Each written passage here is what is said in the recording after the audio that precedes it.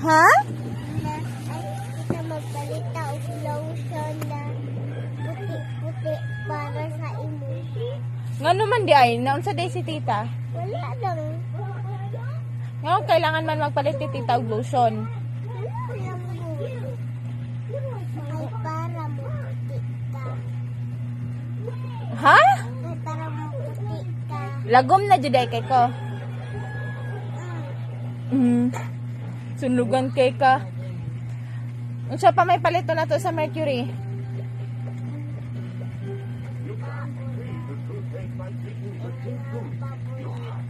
Unsa nga paborito na ko nga pagkaon di ay? Donut. Tinood. Ay, wala day na. Day dito sa Jollibee. Dito tama ato. Pagpalit donut. Sa Jollibee? Dagan di ka kwarta. Lagi dito bali, puro piso. Ah! Piso, piso, piso. Piso, piso, piso, piso. Puro piso, piso. Unya dili ta kapalit og Jollibee ato eh. Ibutang na ako siguro magdagang gayo. Asa gikan mong piso-piso? Na dito sa artar. Asa gan to gikan? Na dito sa mong kwarto. Dahil sa inyong kwarto? Pila na mo idadeng? 4! Hoy, 6 ka ron. Kisa ganyan tudlo ni mo nga 6 ka? Ayun si Mama Six na daw ko. Hoy, gapataka. Imong utok pang 6, imong edad 4. Akong utok six. Oh, imong utok 6 kay pataka kag tubag. Yung bagon tikadera.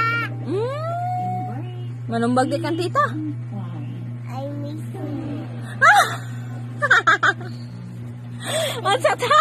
Ansa ta? Ansa ta? I miss you. I miss you. Pero si bagon tikadera ko.